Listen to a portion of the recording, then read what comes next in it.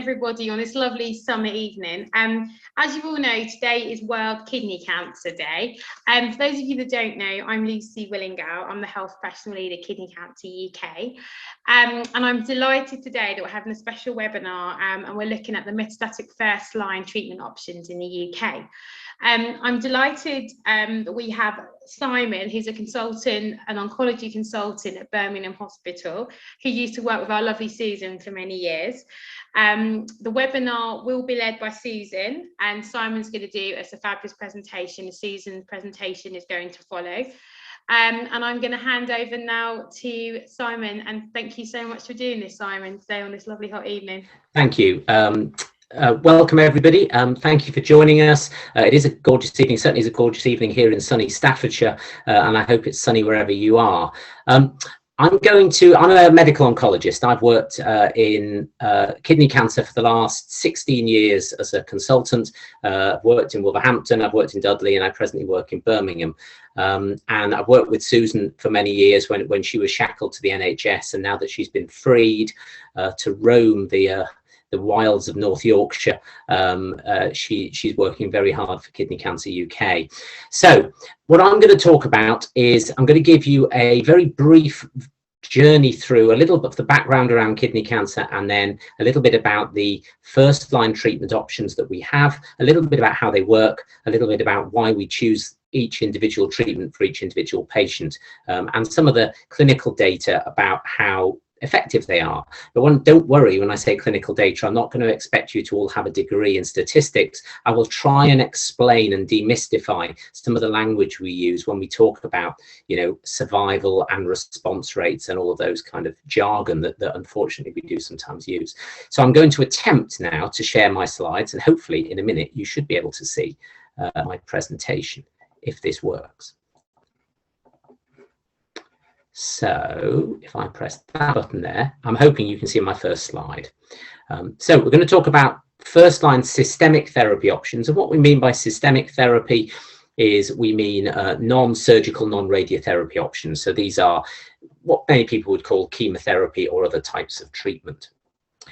This is what I'm going to talk about, a little bit about an introduction to kidney cancer, some of the principles of what we call TKI therapy, which some of you may know, and some of the principles of immunotherapy, which is a newer type of treatment for kidney cancer.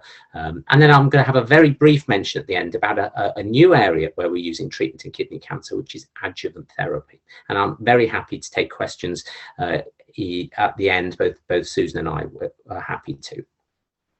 So we know that kidney cancer is not one of the more common cancers. It's about 7th in the league table of cancers. But interestingly, the incidence of kidney cancer is increasing faster than any other cancer, with the exception of melanoma, over the last 10 to 20 years.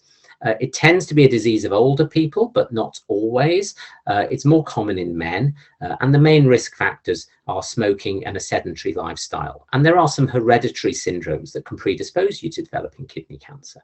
There are different types of kidney cancer as well, with baffling names like clear cell and papillary type 1 and chromophobe carcinomas. And these just describe how they look down the microscope when the pathologist looks at them. But we know that these different types of kidney cancer do behave differently, and they do respond differently to treatments. And it's something that your oncologist will always want to know the histological subtype of the cancer, so that they can offer the best possible treatment. Kidney cancer is staged just like any other cancer. Stage 1 cancers are localized, normally treated just with surgery. Stage 2 cancers are a little bit more advanced, a little bit bigger usually, but still just within the kidney.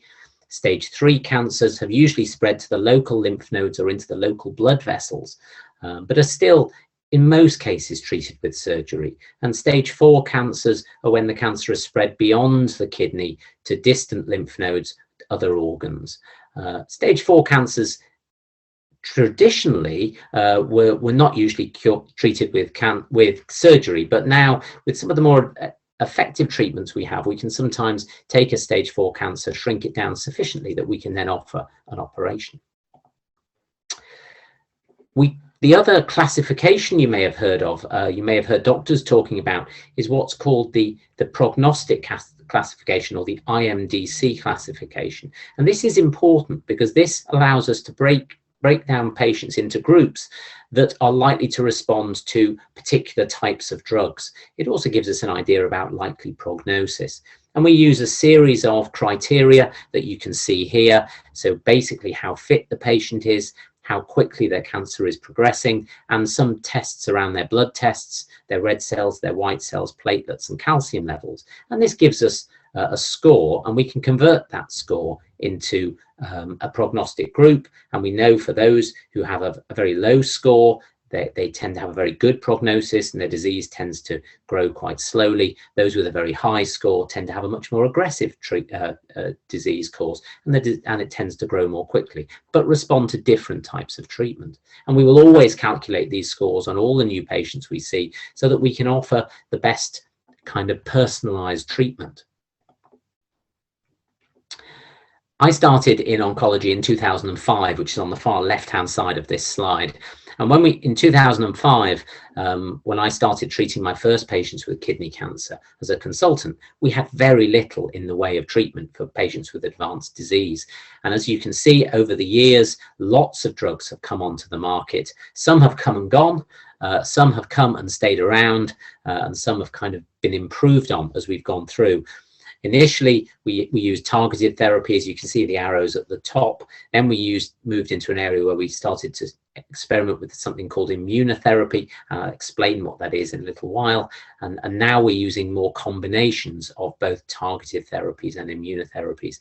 And the outcome for patients has significantly improved from when I started in 2005 through to now, where average life expectancies have gone from being measured in months to now being measured in years for lots of patients with advanced disease. And it's one of the disease sites that's seen the biggest change. And I think I've been very honored really to work in kidney cancer in a period of time when we've seen such dramatic changes. And a lot of these changes have come through because of clinical trials. And of course, we can only do clinical trials through participation of patients. And we are always very grateful for the support that people lend. So what drugs do we have? Well, at the moment, these are the current funded first-line options for treating kidney cancer. You may have heard of some of these. The first three, sunitinib, pazopanib, and tivozanib, are all tablet-based forms of treatment. These are what are called TKIs, or tyrosine kinase inhibitors. I'll explain a little bit how they work in a moment. And you can always identify these small tablet-based treatments because they end in nib. The next treatments, the avelumab and the ipilimumab and nivolumab, they are what are called monoclonal antibodies. They always end in mab. And these are treatments that are given as an intravenous infusion, and typically they stimulate the immune system to try and attack the cancer. And they're a form of immunotherapy. And again, I'll come back to those. You may notice here that there's some mention about intermediate and poor risk. And what this means is that those drugs, cabozantinib, ipilimumab and nivolumab, those drugs seem to work better in people who have that intermediate and poor risk stratification that I talked about earlier, whereas those patients who have favorable risk group, i.e. the people who score well on the IMDC scoring system, they tend to respond better to the first few drugs in the list. So how did tyrosine kinase inhibitors work? Well, these were the first drugs, really effective drugs, to come out in kidney cancer back in 2005 and 2006. And they work along the following principle. So that's a cancer cell that we can see there, and the little yellow, white and pink kind of Y shapes sticking out are receptors on the surface. And if those receptors are stimulated, they will cause the cell to grow. And we know that in many kidney cancer cells, there is an excess number of these receptors that are driven by the vascular system. So due to a common mutation in kidney cancers, you get a lot of these what are called VEGF receptors on the surface of the cell. And these receptors remain switched on. They cause the cells to grow in an uncontrolled way. So if we could give a drug that could turn these receptors off, it may well stop the growth of the cancer and may even cause the cancer to shrink. And so this was the thinking behind the development of these drugs called tyrosine kinase inhibitors, or TKIs. And these are tablets that you take, and these are drugs such as sunitinib, pazopanib, and tivozanib. And you take the tablets, the drugs go into your system, and they target these receptors, and they block the receptors on the inside of the cell where you can see the little red dot, and that stops the cell growing. And these are very effective treatments, and that's basically how they work. The first of these drugs to come along was sunitinib, and this trial came out in the year I started as a consultant, or in fact probably the year before. And up until then, we'd been using a drug called interferon alpha, and sunitinib was shown to be significantly superior to interferon alpha and became the standard of care for advanced kidney cancer. Now, you might ask, how do I know it's superior? Well, this graph is something called a Kaplan-Meier survival curve, and oncologists love these. And they're a very good way of demonstrating how different drugs work. And basically what they show is the survival of a patient. And there's a large number of patients on this graph. There are about 700 patients in this trial. The top line shows that the patients receiving sunitinib are living longer, they're surviving longer than the patients on the bottom line who were receiving at that time the standard treatment, which was a drug called interferon alpha that wasn't very nice, had a lot of side effects. And what we can tell from this graph is that 50% of patients were still on the drug after 11 months, or just over 11 months time. And that was a significant improvement, because in interferon alpha, most patients had come off the drug within 3 or 4 months. So this demonstrated something called progression-free survival. And what that means is how long the patient stays on the drug before their cancer becomes resistant to it. And it's a common marker that we use to assess whether a drug is working well. And in this case, sunitinib was working well. In 2005, 2006, became the standard of care, and many people are still on it now. I still use sunitinib in a lot of my patients, but at that stage, it was all that we had, and we used it in everybody. Around about 2010, 2011, a new type of treatment came out in kidney cancer, and this is a type of treatment that many of you may have heard of. It's called immunotherapy. And basically, immunotherapy works by stimulating the patient's own immune system, so their own white blood cells, and in particular, their T cells. And T cells are a subgroup of your white blood cells that are really good at hunting down and killing cancer cells. And T cells will often work on their own to kill cancer cells, but sometimes they need a little bit of help, because the cancer cells can become resistant to them and can kind of hide themselves away. And so what immunotherapy does is it stimulates and facilitates your own white blood cells to be able to find and kill the cancer cells. And we know immunotherapy, the first tumor type it was used in was a type of skin cancer called melanoma. I treat melanoma as well as kidney cancer, and we saw some fantastic results with immunotherapy in the early 2010s. And subsequently, we started using immunotherapy in kidney cancer a little bit later. And again, we are starting to see, not in all patients, but in some patients, really good responses to immunotherapy. Now, I apologize that this is a bit of science, and science at this time on a Thursday evening really is not on, but this is just to demonstrate how immunotherapy works. Now, don't worry about all the technical stuff here, but basically on the right-hand side, you've got a tumor, a cancer, and the little red dots that are coming out of that cancer are little proteins. We call them antigens, and they come out of the cancer, and they float through the lymphatics, and they go to the local lymph nodes or glands. So in terms of a kidney cancer, those would be the lymph nodes at the back of the abdomen. Now, on the left-hand side is one of those lymph nodes. And what happens there is that the antigen, the little red dots, get picked up by cells, specialized cells in the lymph node, and they get presented to these T cells that we talked about earlier, these white blood cells. The white blood cells then get switched on. They then travel back to the tumor, and they attack the tumor. And this is a really effective treatment. And this is not really treatment, but process. And this is the way that your own immune system kills off cancer cells. And this is why in the days before we had immunotherapy, we used to see a small number of kidney cancer patients who would undergo what we called spontaneous remissions, meaning that their cancers would just start shrinking on their own and sometimes disappear entirely. And this wasn't terribly common, but we used to see it in somewhere between 3 to 5% of patients. And this was because the patient's own immune system were able to overwhelm and kill off the cancer. But that doesn't happen for most patients. And for most patients, the cancer becomes resistant and can protect itself and hide itself from the immune system. And that's through a series of complicated pathways.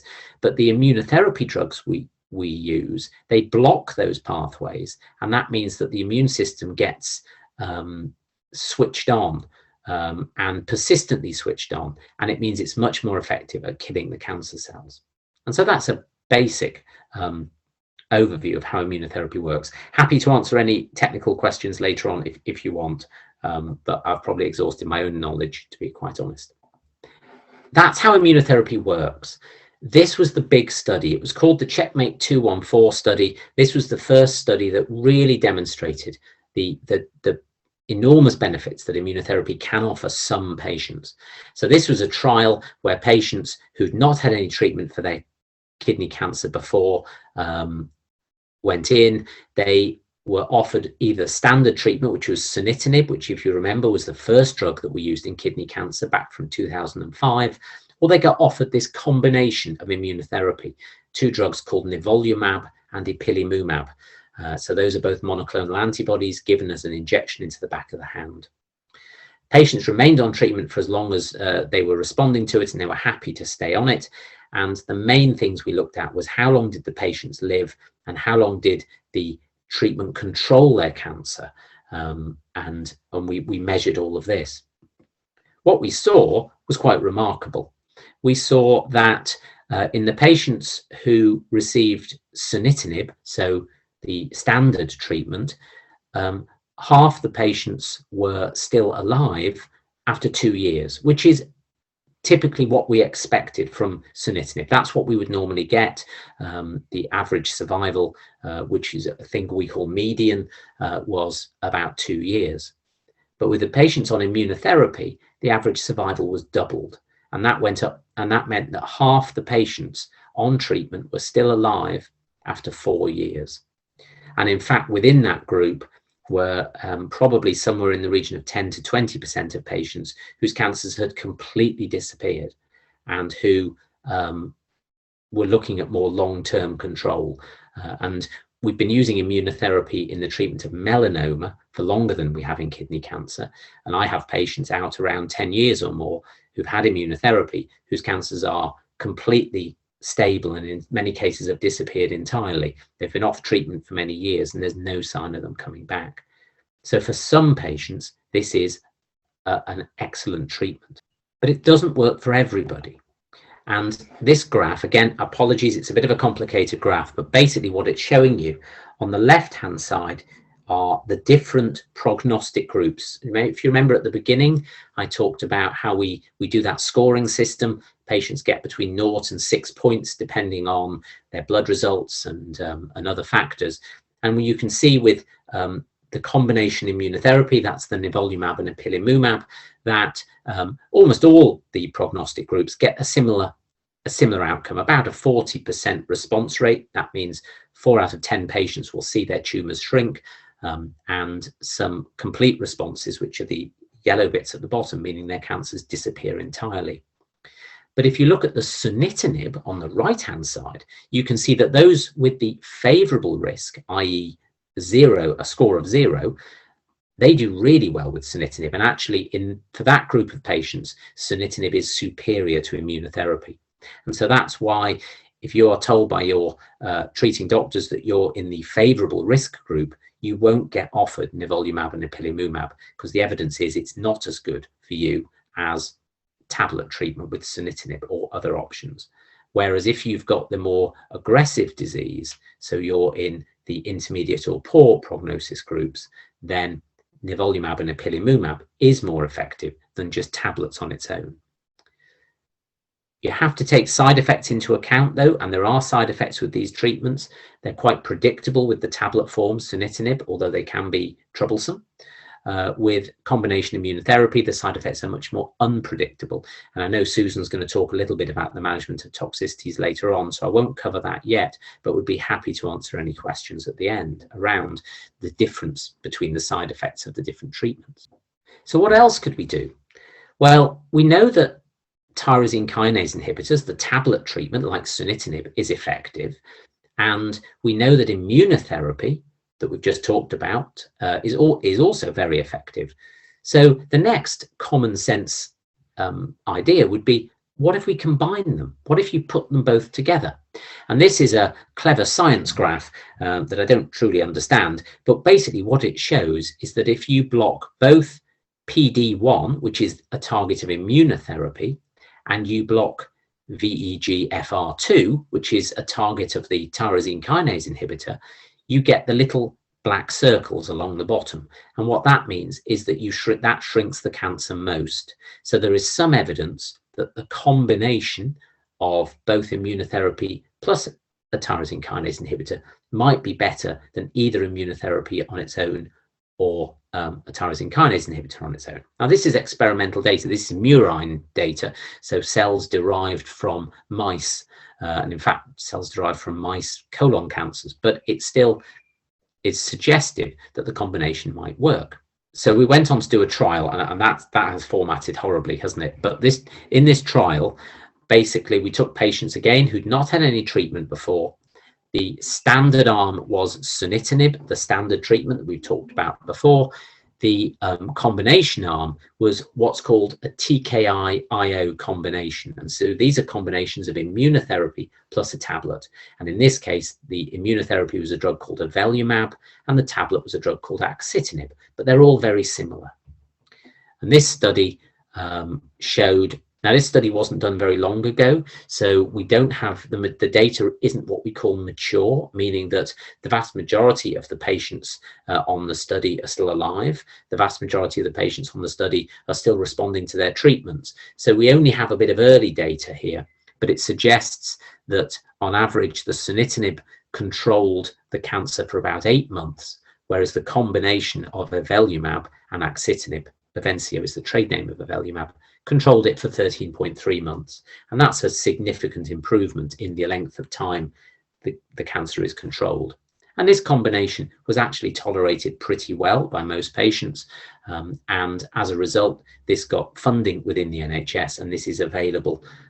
The other interesting thing with this combination is it seemed to show a superiority over sunitinib across all the prognostic groups, unlike the combination immunotherapy that I talked about earlier that you can only use if the disease is a bit more advanced or aggressive. This you can use in all tumor sites. So you may be offered this combination, whatever prognostic group you're in. The main downside to this is the avelumab immunotherapy has to be given once every 2 weeks. And that can be quite an undertaking, particularly if you have a long journey to the hospital to have the treatment, and it can be a little bit intrusive into your quality of life. But undoubtedly, it's an effective treatment. And as you might imagine, this isn't the only combination. There are lots of other ones. And this is a page from a recent journal article which reviewed the various combinations. So we were talking about the one on the far right, which is axitinib and avelumab. But as you can see, there's data for axitinib and pembrolizumab, cabozantinib, atezolizumab, etc., etc. The only one combination available within the NHS in England at the moment is axitinib avelumab. Axitinib with pembrolizumab is available in Scotland, but the others are coming, and they are likely to get at least one of those other combinations is likely to get a license in the next few months. And it may be that on paper they're slightly more effective than what we have at the moment. These are the European guidelines for treatment, and this kind of summarizes what I've tried to cover, and I hope you've been able to follow, and it's not been too confusing. So if you have good or favorable risk, so you have a low score on that scoring system I showed at the beginning, then the European recommendations are for either a combination of immunotherapy plus a TKI, because we saw from trials that was an effective treatment, or you can have just a TKI, one of the tablet treatments on its own. If you're intermediate or poor risk, so you score more highly on the scoring system, you have more kind of risk factors in terms of your blood tests, then the recommendations are either a combination of immunotherapy, the ipilimumab, nivolumab that we talked about, or a combination of a tablet plus immunotherapy. You can still have just a tablet, and in particular, that would be the case if you had reasons to not receive immunotherapy. So there are certain pre-existing conditions that patients might have that mean immunotherapy is not safe to give them, or it may be that patients don't want to have immunotherapy based on the side effects. And it's important that we talk through the likely side effects in some detail before we start anybody on treatment, so that they know what they're letting themselves in for. But there's no question that in the intermediate and poor risk groups, the treatment combination that offers the longest term survival is the combination of ipilimumab and nivolumab, but it does also have the highest risk of side effects. So there's a balance to be struck. Just in terms of numbers, about half of all patients diagnosed with advanced kidney cancer are in the intermediate risk group, and about a quarter in the good risk group, and about a quarter in the poor risk group. So that's the first line treatments available for kidney cancer. And as you can see, it's a bit of a bewildering array. We've gone from, in 2005, just having one drug that we could use. And in fact, you had to battle hard to get funding for this drug. And there were some terribly difficult decisions we had to make early on, because in some regions, the drug just wasn't funded. Now we've moved to a situation where we're a bit like children in a sweet shop, and we've got so many options that it can actually be difficult to know what's the best treatment to give a patient. And that's a lovely situation to be in, but it can make the conversations confusing, particularly for the patient, when I'm giving them lots of different options. It can take a while for us to decide on what's the right thing. But there's lots of choice there, lots of options. And average survival, as we can see, has improved from being, when I started as a consultant, being a few months, to then being a couple of years with the first TKI, the first tablet treatments that came in. And now with immunotherapies, average survival is up into the 4 to 5 year region. And so things are definitely improving. Now, this last thing I'm going to talk about is something slightly different, and this is the use of adjuvant treatment. Now, some of you may have heard of adjuvant treatment. This is when you have somebody who's had an operation to remove their cancer, and they're given a course of treatment afterwards to try and reduce the likelihood of the cancer coming back. And we've been using adjuvant treatment in cancers such as breast cancer and bowel cancer for many, many years, typically using chemotherapy. And there had been many trials looking at the use of adjuvant treatments in kidney cancer, and they had all been negative. None of them had ever shown a benefit to patients of giving any form of chemotherapy or targeted therapy. But this year, a study came out showing that if you gave a course of immunotherapy with a drug called pembrolizumab, then this did seem to improve your outlook, and it seemed to reduce the likelihood of your cancer coming back after an operation. So this was for patients who've had a complete removal of their cancer, but because of features of their cancer that's been removed, are at a high risk of recurrence. This is not yet funded through the NHS directly, but there are compassionate use programs open. We have one open in Birmingham that we are treating patients through, and we think this drug will probably become licensed in the next few months. The clinical data, the trial that was done was a couple of years ago now. It started, so the patients have been followed up for a couple of years, and what the trial shows, that in this high risk group of patients, if they just have placebo, 68% of them were disease-free at 2 years, meaning that 32% had their cancer had come back. In the group that got immunotherapy, the cancer had only come back in 23%. So 23 versus 32%. That's a statistically significant difference, and therefore the drug is likely to get approved and funded based on that. Of course, we don't know whether that will lead to a greater cure rate, because the trial was only a couple of years ago, but we think it probably will. There are, of course, side effects. We've already mentioned that immunotherapy works by stimulating the immune system, and so you can get side effects along the lines of overstimulation of the immune system and inflammation in organs and other such things. So it's not without risk. And so that's why when we see patients for the compassionate use program of this drug, we have to talk through very carefully the balance between risks and benefits. But we think this drug is likely to get funded on the NHS reasonably soon, and therefore will be more widely available. But certainly it looks like it's likely to improve the cure rate in kidney cancer, and that's obviously a fantastic thing to be able to do. Oh, and that's just a bigger version of that graph, the 24-month rates of recurrence. So you can see there's the top line of the people who got the immunotherapy, the bottom line of the patients who got placebo, and you can see there's a big difference there between them. My conclusions, it's not quite formatted the way I would have liked, but so systemic therapies have dramatically changed outcomes for kidney cancer. Average survival has gone from months to years just in my lifetime as an oncologist, and I've been very lucky to be an oncologist during this period of immense change. We've moved through an era of giving everybody just tablet treatments with TKIs, and then we started using immunotherapy, and now we're just starting to use combinations, and I think as we move forwards, there will be more and more combinations that we'll use. There's definitely the potential for long-term control. I have a small number of patients who presented with quite aggressive advanced disease who have now, their disease has been under control for many years and are doing very, very well. At the moment, we choose the different treatments based on the IMDC prognostic groups that we talked about at the start. The hope is going forwards that we will be able to refine that further and almost give people personalized treatment. So I'll be able to do some tests either on your blood or your tumor and be able to tell you whether you're more likely to respond to immunotherapy or a TKI or a combination of both. Adjuvant therapy has arrived. It's very early days, but it has the potential to improve cure rates and reduce relapse rates for patients who've had curative intent surgery, and that's just brilliant. But we can't do any of this without research, and we are grateful to the patients and who give their time and their effort willingly and freely to us, because that's the only way we can improve treatments. Simon, thank you. That was full of such valuable information and knowledge for the patients and their loved ones. So sincere thank you. I'm so sorry, I don't know who it is with the Livono Smart.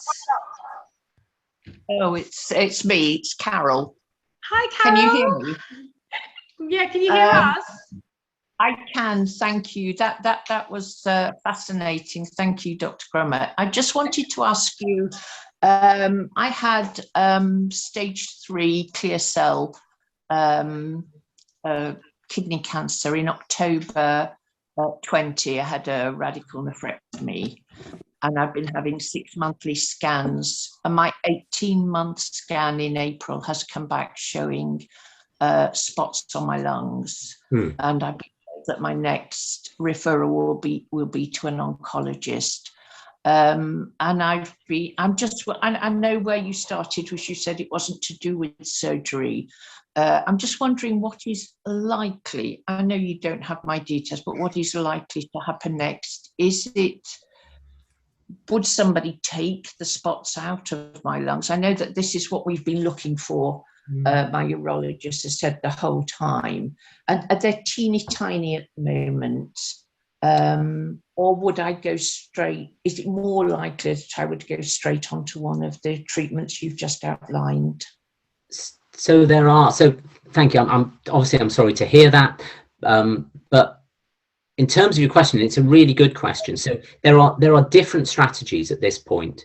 You know, if you've got somebody who's got what you think is probably low volume recurrence that's occurred a reasonable time after their initial surgery, then you can consider surgery, but you would only tend to do that if it was a very limited number or anatomical area that was affected. And we do operations. Yeah, so 2 spots potentially, if they are in an area that you could operate on, they could be removed. However, most thoracic surgeons would not race into surgery because an operation on the chest is a big deal. It's a big operation. Right. And the concern is if there are 2 there, some more might pop up, and what they wouldn't want to do would be put you go straight to an operation, put you through a big operation, and then after your operation, another little dot appears. So often they'll be more cautious about racing into surgery. So your oncologist may recommend a period of active surveillance. So if they're small, if they're not growing quickly, and they're not causing you any problems, you can just watch these for a while. Some patients are quite happy to do that. Some patients feel uncomfortable doing that.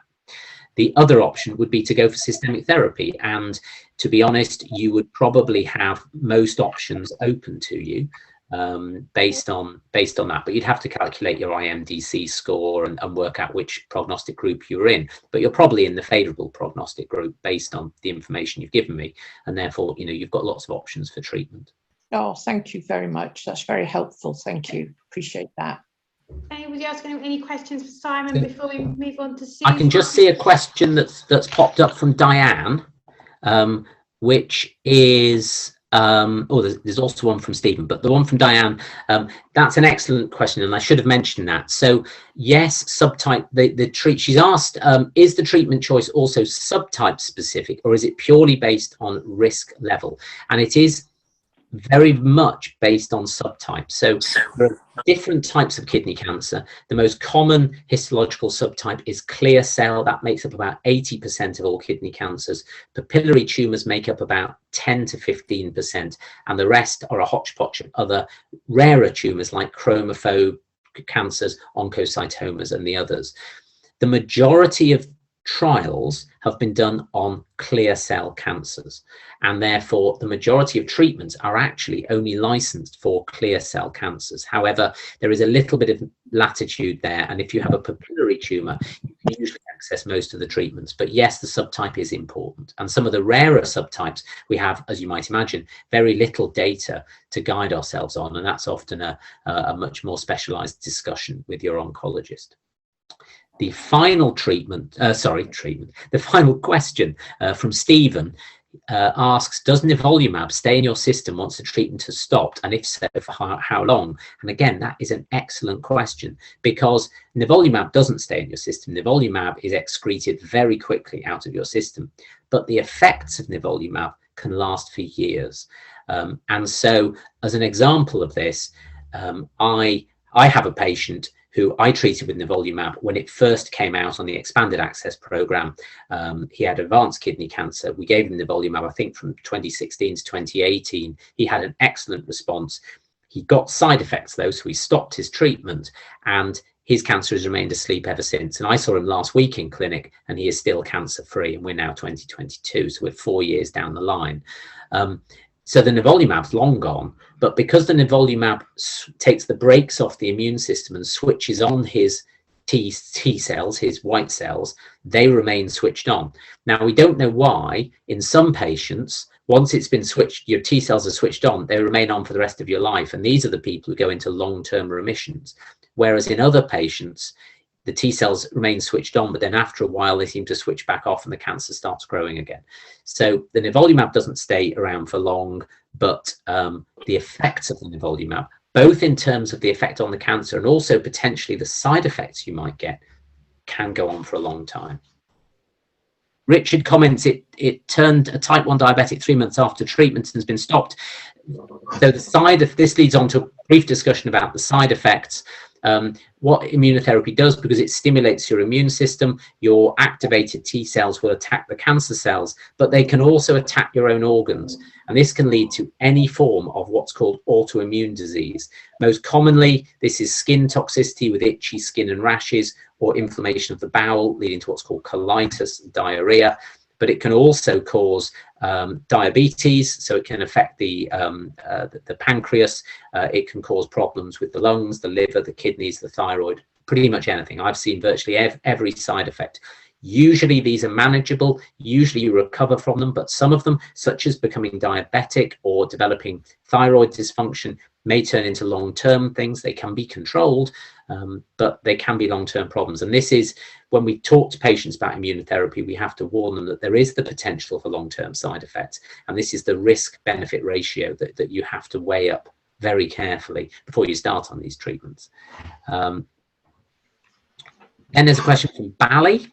Had an nephrectomy last February, had ipilimumab and nivolumab, which unfortunately didn't work, and that's very unfortunate. We know typically about 50% of patients with kidney cancer will respond to ipilimumab and nivolumab. The other half probably won't. We don't know the reason for that. Now moving on to pembrolizumab and lenvatinib. So that's one of these TKI-IO combinations. Looks like one of the best ones actually in terms of response rate.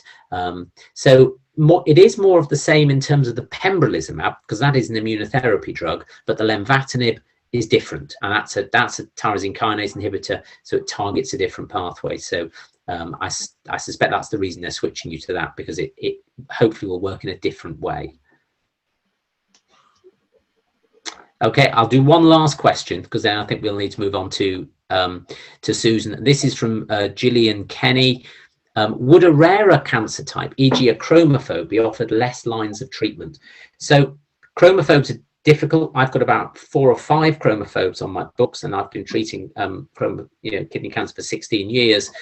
The one patient I've got who is on 7th line treatment with his chromophobe cancer demonstrates that they won't necessarily be offered less lines of treatment, but it can be difficult to get them. And most of those lines of treatment I've had to apply for individual funding or compassionate use, because there's just no data.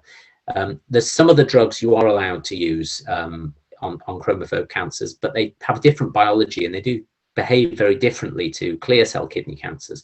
So it can be more difficult to treat them, but you can still get some treatment. Some research out of France stating that paracetamol affects the efficacy of nivolumab, ipilimumab.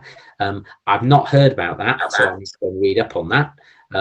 Interesting though, what we definitely do know with immunotherapy is the thing that affects it most is your microbiome. Now, what is your microbiome, you may ask me? Your microbiome are the bugs in your bowels. And if you have a healthy, balanced microbiome, there's really good quality evidence that you are far more likely to respond to immunotherapy.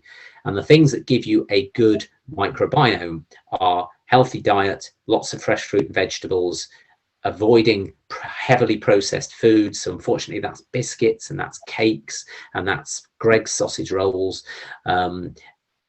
Alcohol in moderation is fine. You want to try and avoid antibiotics if you possibly can. Obviously not if you need them. You know, if you're septic, you need antibiotics, but antibiotics will wreck your microbiome. And so if you do end up having antibiotics, try and take some probiotic drinks or something afterwards to try and rebalance your microbiome, because that does seem to have a huge impact. Paracetamol thing I'm not sure about, but I'll go and read up on that. So I'll stop there because Susan is poised. Hi everybody, that was absolutely great, Simon. Thank you so much for coming today and sharing your experience on first line TKIs. Obviously I worked with Simon for many years and I was a kidney cancer nurse specialist since 2006. So like Simon, I've seen the progression of what drugs that we use over time.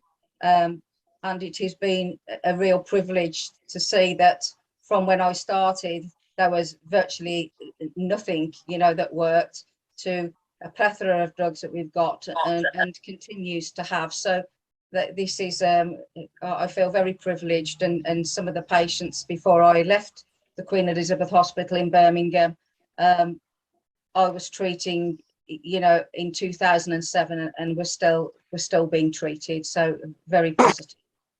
So obviously, because I was a nurse specialist for so many years, I know some of the useful tips to consider when commencing first line treatment. So that's just really what I'm going to talk about. So when you are, or when you get to that stage, if you get to that stage of needing first line systemic anti-cancer treatments, then that you've got a bit of a heads up of things that can help. So next slide, Steve. Please, Simon. So just prior to commencing treatment, it's always good to bring a member of your family or a loved one to attend with you for support, because obviously when you're extremely anxious, it's very, very difficult to remember all the questions that you wanted to ask. There may be that your family member has questions that they want to ask that you've never even thought about. And it's an important thing to maybe write things down, write them down prior to your consultation, because when you get in there, the amount of times that patients used to go away and then they would get a phone call and go, oh, I forgot to ask this and I forgot to ask that. So, you know, it's always really good to write things down and obviously take notes as well, or get your partner to take those notes.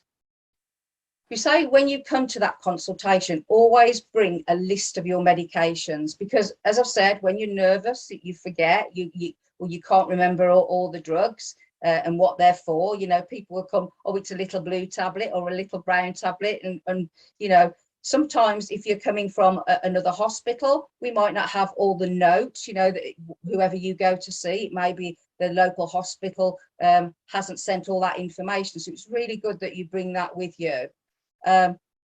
Also as well, just mention if you're on any antihypertensive medications or any you're diabetic, you're on any diabetic medications, because obviously drugs may have to be altered that you're on or adjusted if they're known to interact with any of the treatment medications that you're going to be prescribed.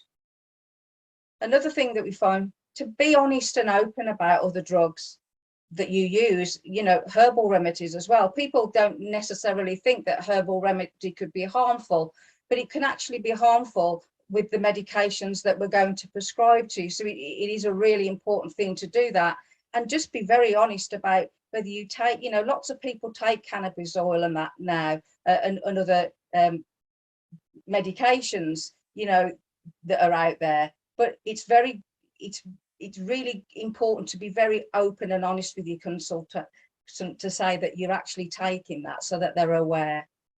And obviously if you build up that you know, that confidence and trust with your oncologist, it's an awful lot easier when you're going through different lines of treatment and different modes, that you've got that confidence. You know, it's a two-way approach, that they've got confidence in you and you've got confidence in the consultant as well.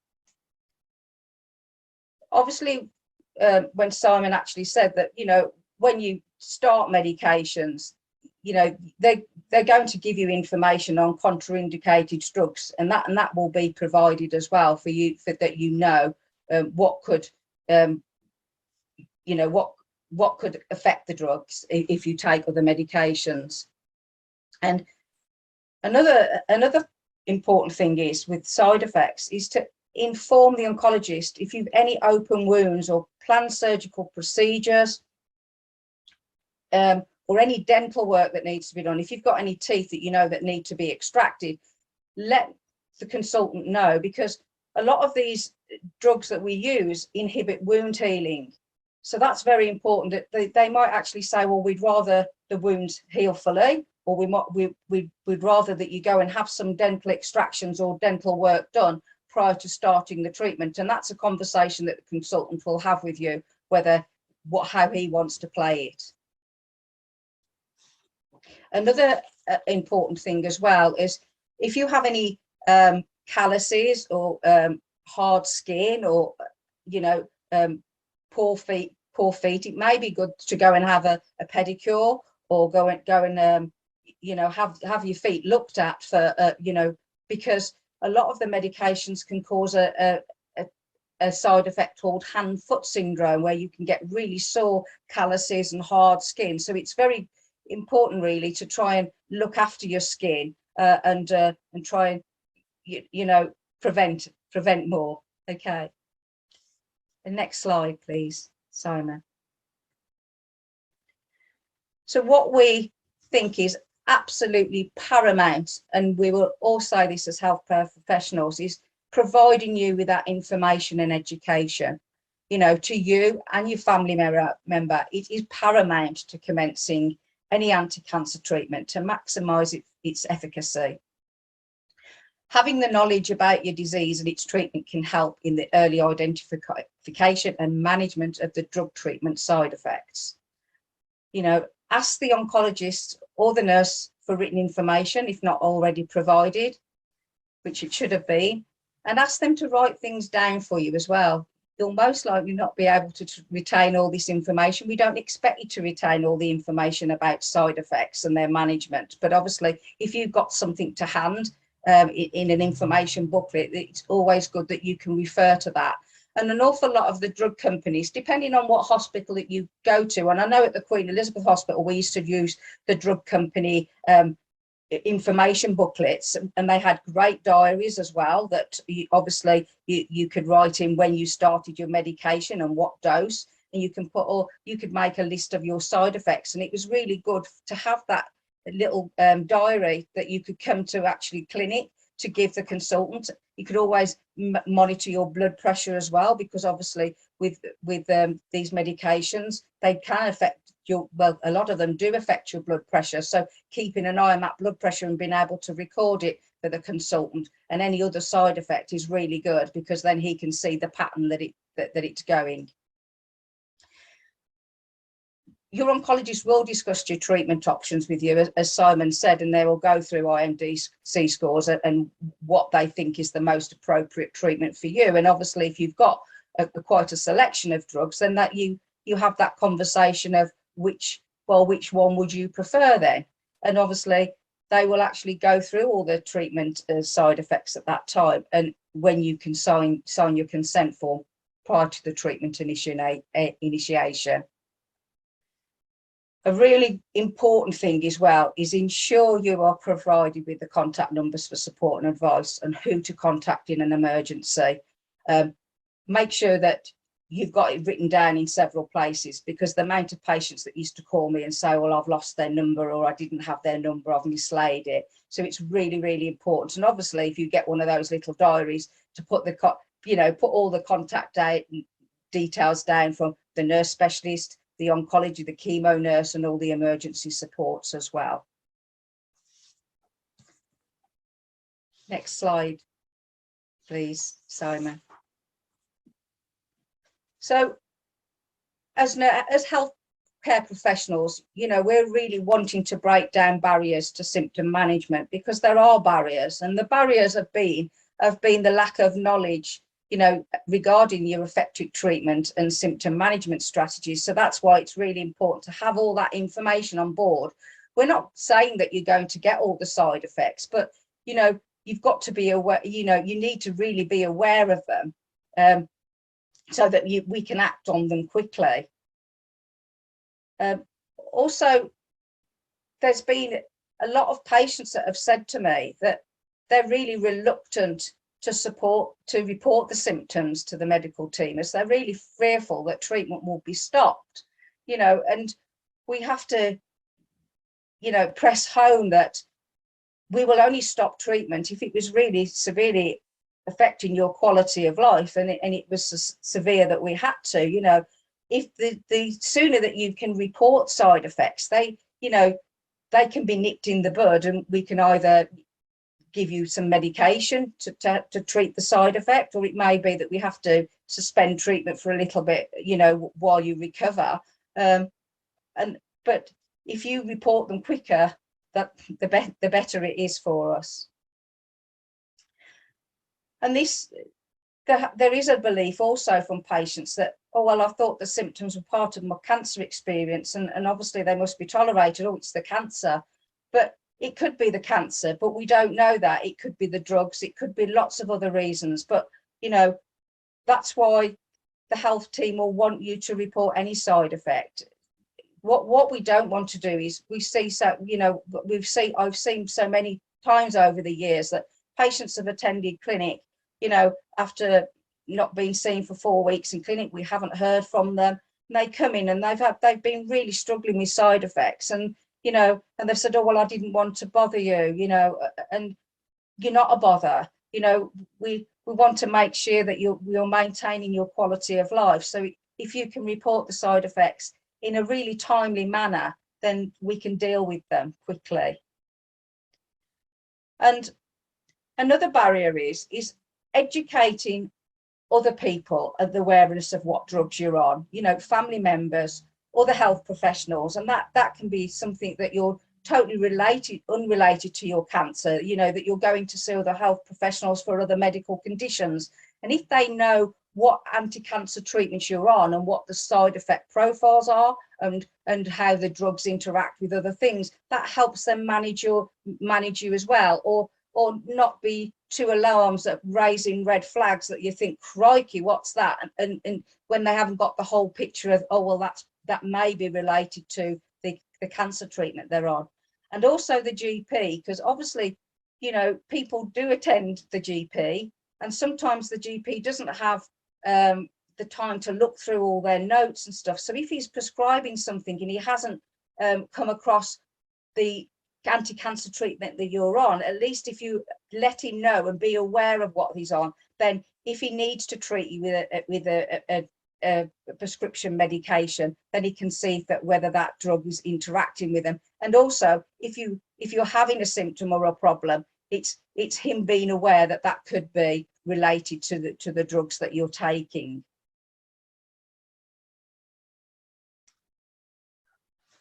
Just a take-home message from this as well: the anti-cancer treatments that we give to you aims not only to prolong your life, but to maintain your quality of life. So, you know, we really want you to report these side effects. Be honest and open. Don't say that you're well if you don't feel well, you know, in fear of stopping medication. And also make other healthcare care providers aware of what you're taking, and then red flags can be reported to the oncology team if they need to. Many thanks for listening, and obviously if you've got any more questions that you wanted to ask me or any of my team, you know, contact us on the support line on 0800 002 9002.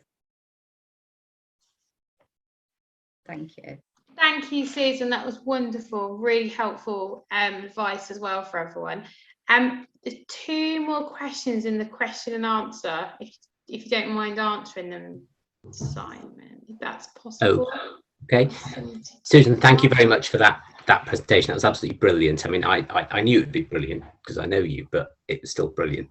I think what you said there is so important, though. It's the fact that, yes, you get side effects with treatment, but the aim of treatment is not just to make patients live longer, it's to make patients have a good quality of life whilst they do that. And we're achieving nothing if we are prolonging people's lives, but making them a misery and degrading their quality of life. And you're right, people do get scared about mentioning side effects because they think then we'll stop their treatment, but we won't want to do that, not unless it's a life-threatening side effect, in which case obviously we're going to have to stop.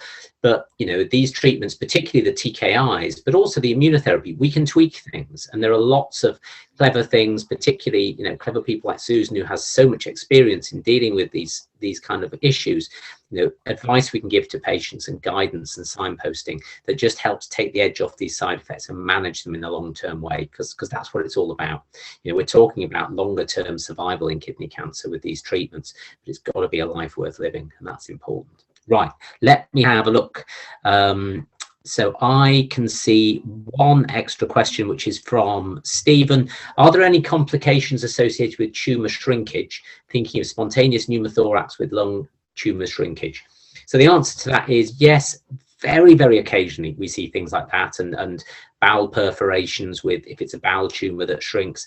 But actually, that's very, very rare. And I'm now rattling through my head thinking, you know, for my last 16 years of treating kidney cancer, have I seen anybody have a kind of catastrophic event because their tumours shrunk? And I don't think I have.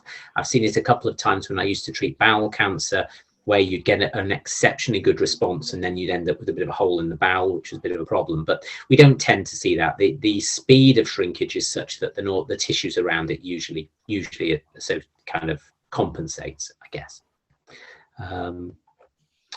So I can't see any other questions, but I'm happy to answer any more if anyone's got one. Sorry, Simon, there's 2 under the question and answers. I don't know if you're able to see that, or I can read it to you. Yeah, do you want to read it to me? I don't think I can see that.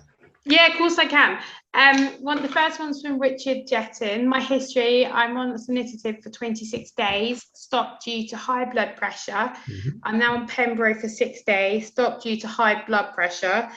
Nevo for 3 months, stopped to no effect on my cancer. Now I'm on Cabo and have been on for 2 years. Is the Cabo still my first line treatment? Okay, so the way we define treatments typically is you go on to your first line treatment, and it then becomes a second line treatment when you've progressed, when your cancer has grown despite you being on treatment. You are allowed to switch between different first line treatments. So for example, if you went on to sunitinib and couldn't tolerate it, but your cancer hadn't got any worse, you'd be allowed to switch to pazopanib or tivozanib, and that would count still as a first line treatment. But if your cancer's progressed, if it's grown despite you being on treatment, then you've then moved on to second line treatment. And I suspect if you've had sunitinib and then I think nivolumab and then I think cabozantinib, this is probably third line treatment, but depending on whether the treatments were stopped for progression or intolerance. Although it doesn't really matter as long as it's working, whether you're having cabozantinib in the first line or the third line, you've been on it for 2 years, it's clearly working really well, so that's great. Thank you, Simon. And the last question is from Powell. I'm a 26-year-old patient. I've been on Pembro and it's now stopped. Can IPI be introduced later if lenvatinib ceases to work? So that's a very good question. At the moment, so a lot of our experience in kidney cancer comes from our experience in melanoma. And we know that in melanoma, we have sometimes been able to switch if people have had a single immunotherapy agent like pembrolizumab or nivolumab, and then subsequently switch to ipilimumab. At the moment in kidney cancer, it's in England, it's not funded in that way. So if you're presently on, I assume, pembrolizumab and lenvatinib, then you wouldn't, the NHS funding wouldn't allow you to switch to ipilimumab. However, things do change. And the other thing is there's always the potential for making an exceptional case application or a compassionate use application, or seeing what's available in clinical trials. So it wouldn't be a standard line of treatment. It would make some sense clinically, but not presently funded.